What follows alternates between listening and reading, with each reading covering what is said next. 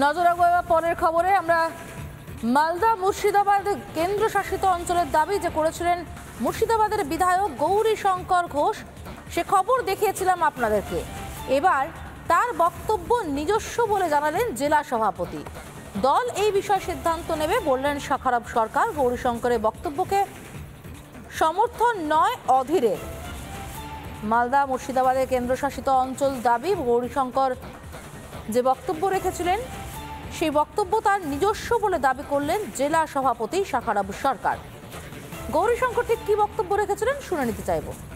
শুধু মুর্শিদাবাদ রাজনৈতিক দল বাংলায় রয়েছে, তাদের মূল লক্ষ্য হচ্ছে ক্ষমতায় টিকে থাকা, দেশের নিরাপত্তার কথা তারা ভাবে না। এই কারণেই আমি চেয়েছিলাম যে দেশের নিরাপত্তার স্বার্থে মুর্শিদাবাদ, মালদা এবং ঝাড়খণ্ড, বিহারের কিছু অংশ নিয়ে যদি আমাদের কেন্দ্রশাসিত অঞ্চল করা যায় তাহলে দেশের নিরাপত্তা সুরক্ষিত থাকবে, মুর্শিদাবাদ জেলা বাঁচবে, মালদা বাঁচবে এবং আমাদের ভারতবর্ষ যে আমাদের সার্বভৌমত্ব সেটা রক্ষা পাবে।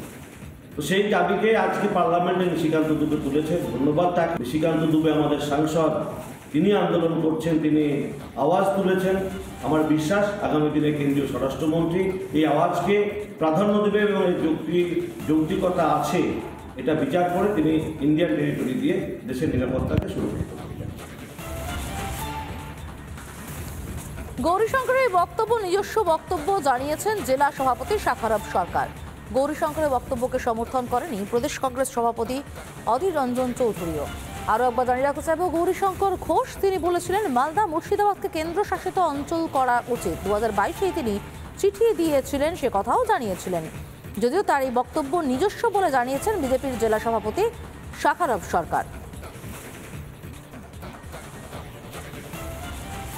মুর্শিদাবাদের অবস্থা ভয়ঙ্কর, সেই ভয়ঙ্কর পরিস্থিতিকে বাস্তবায়িত কিভাবে করা যায়, সমস্যা সমাধান করা যায় বাস্তব সমস্যাটাকে, সেই কথা বাক স্বাধীনতার কারণে আমার বিধায়ক এবং এমপিরা বলেছেন।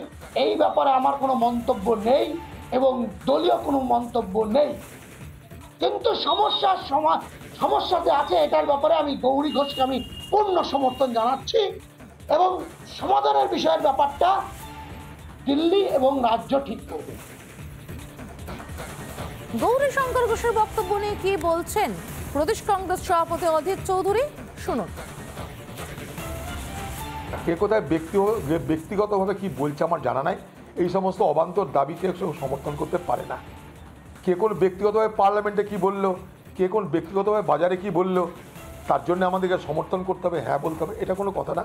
মুর্শিদাবাদ জেলায় হ্যাঁ সংখ্যা লঘু মানুষ বলতে যা বোঝায়, অর্থাৎ মুসলমান কমিউনিটি বলতে যা বোঝায়, সেটা মুর্শিদাবাদ জেলায় তার সংখ্যাধিক্য, অর্থাৎ তার সংখ্যা আজ থেকে নয়, স্বাধীনতার আগে থেকে বরাবর সেখানে বিরাজ আছে। মুর্শিদাবাদ তাই স্বাধীনতার পর দুদিন পরে সেখানে স্বাধীন হয়েছে, কারণ মুর্শিদাবাদ পাকিস্তানে চলে যাওয়ার ব্যবস্থা হয়েছিল। তো সেখানে মুসলিম জনগোষ্ঠী আজকে নয়, সারা জীবন ধরে সেখানে বেশি। নতুন করে এটা আবিষ্কারের কিছু নেই। মালদাতে মুসলিম জনগোষ্ঠী এইরকমই, আজকে নতুন কিছু আবিষ্কার না এগুলো। অতএব এই সমস্ত অবান্তর কথা কে বলছে যাই না, কেন বলছে যাই না, এগুলোকে সমর্থন করা কোনো প্রশ্ন ওঠে বলে আমি মনে করি না।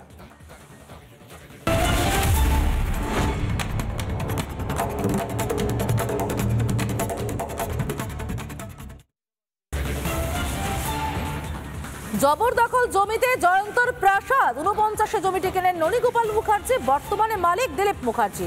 এই দিলীপ মুখার্জিকে লাগাতার হুমকি দিত জয়ন্ত সিং। ভয় দেখে জমিটি দখল করে জয়ন্ত, প্রাণনাশের হুমকিও দিয়েছিল জয়ন্ত সিং। অভিযোগ দিলীপ মুখার্জির এক পরিচিতের। এই বাড়িটির কাছে পৌঁছে গিয়েছিলেন আমাদের প্রতিনিধি ঐন্দ্রিলা।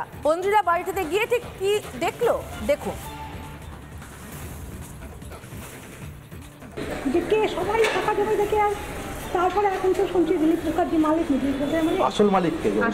আসল মালিক তাহলে ওই ননীগোপাল মুখার্জি, আমাদের দলিলের সাথে যে ওদের যে পুরনো ছিল আমার শ্বশুরের বন্ধু। আর ওই জমিটা আপনারা কিনেছিলেন? না, ননীগোপাল মুখার্জি মানে আপনার শ্বশুরের বন্ধু। এবার ওনারা মানে কালীগঞ্জ কালীগঞ্জ পন্ডিকা ওনারা আসেনি। ওনার কি বিক্রি করে দিয়েছে জানেন? ওনারা বিক্রি করেন, জবরদখল করেছে। জবরদখল করে তৈরি করা? ওইটা আমি কি করে বলবো না, আপনার কি মনে হয়? আপনার যেহেতু আর এটা কি পুকুর ছিল? পুকুর ছিল পাশে পুকুর 45 ফুট 45 হচ্ছে জমিটা। আচ্ছা, পুকুরটা কি কোনোভাবে অল্প অল্প বোঝানো হয়েছে? সে তো হয় সবাই তো। ওই দিলীপ মুখার্জি যদি থাকে আমার মনে হয় না ওনার কোনো উত্তরসূরি নেই? হয়তো আছে, জানি না। তার মানে উনি বিক্রি করেননি, জমিটা এরকমই এই ছিল। জমিটা পড়েই আছে। জবরদখল করে কিছুদিন ফেলতেছে। পরে তৈরি হলো দেখলাম, কবে থেকে এই বাড়িটা হঠাৎ? গত বছর।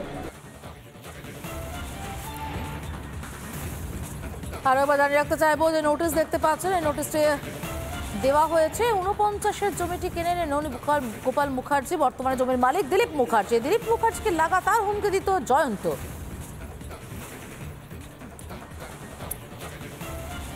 কামারহাটি পুরসভার পুরপ্রধান গোপাল সাহা, তার সঙ্গে কথা বলেছিলেন আমাদের প্রতিনিধি ঐন্দ্রিলা।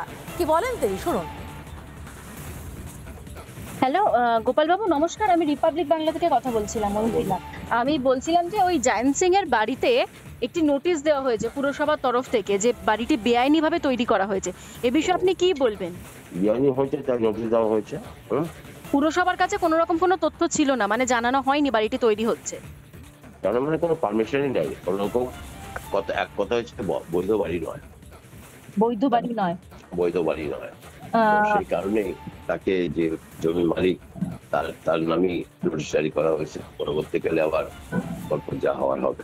আরেকটা বিষয়, সেটি হচ্ছে যে আপনারা লিখেছেন নোটিশের মধ্যে 48 ঘন্টার মধ্যে যদি উত্তর না দেওয়া হয় তাহলে সেক্ষেত্রে আপনারা অ্যাকশন নেবেন। এক্ষেত্রে কি করা হবে? বাড়িটি কি ভাঙা হবে, যেহেতু বেআইনি বলে দাবি করা হয়েছে? চলুন, 48 ঘন্টা অ্যাকশন না হবে না, সেটা অনেক কিছু আইনের ব্যাপার আছে তো। হ্যাঁ, অত আইনের ব্যাপার, আইন নিয়ে সরকারি নিয়ম মেনে আমরা এগোবো। তো সেই কারণে কি ভাঙা হবে কি হবে এখন আমি তো বলতে পারবো না, কিন্তু আমরা ওইটা নিয়ে এগোচ্ছি, নিয়মের মধ্যে করতে হবে। আর দিলীপ মুখার্জিকে দেখছি যে এখানে নোটিশ দেওয়া হয়েছে, যে পুরসভার যে নোটিশটা, সেখানে দিলীপ মুখার্জিকে কি যোগাযোগ করা সম্ভব হয়েছে বা দিলীপ মুখার্জির সঙ্গে কথা সেটাই তো খুঁজছি, দিলীপ মুখার্জি নোটিশ তো দিলীপ মুখার্জিকে দেবো, তার জমি। এখনো তার মানে কাগজপত্রের যে হিসাব তাতে দিলীপ মুখার্জির জমিটা? আচ্ছা, দিলীপ মুখার্জির জমি। তাহলে সেখানে জায়েন্ট সিং কি করে তৈরি করলো? এক্ষেত্রে জবরদখল করা হয়েছিল এরকম কোনো তথ্য? সেটা দিলীপ মুখার্জি বলতে পারবে, দিলীপ মুখার্জি খুঁজছি। আচ্ছা। আর জমি তার ওখানে বাড়ি হলো, সে কোনোরকম আমাদের কাছে অভিযোগ করলো না, ইত্যাদি ইত্যাদি। সেই কারণেই দিলীপ মুখার্জি বলতে পারবে, এই জন্য দিলীপ মুখার্জির নামে আমরা নোটিশ দিলাম। আচ্ছা, আর এই জমিটার বিষয়ে তো অনেকে অনেক কথা বলছেন, তো সেক্ষেত্রে 48 ঘন্টা সময় দেওয়া হয়েছে। এক্ষেত্রে আপনারা কি চিন্তা ভাবনা করছেন? 48 ঘন্টা যদি উত্তর না হয়? আইনের যা নিয়ম, আইনগত যা নিয়ম, সেগুলো আমরা আস্তে আস্তে এগোবো। বিজেপির রাজ্যসভার সাংসদ শ্রমিক ভট্টাচার্য, তার সঙ্গে কথা বলেছিলাম আমরা। তিনি কি বলছেন শুনে নেব। বাড়ি যদি বেআইনি হয় ভাঙতে হবে, তৃণমূলের অনেক নাম জানা নেতারও বাড়ি ভাঙতে হবে। সব কাগজপত্র খুঁজে দেখুন না, যে নেতা এবং আমলাদের জমি পরিমাণ কত। শুধু সোনারপুর অঞ্চলে আর বিশেষ করে বারাসাতে কত আমলা, কত বিঘে করে জমি আছে, নিউ টাউনে কার কত ফ্ল্যাট আছে, খুঁজে বার করুন। দেশের প্রধানমন্ত্রী ব্যবস্থা নিয়েছে,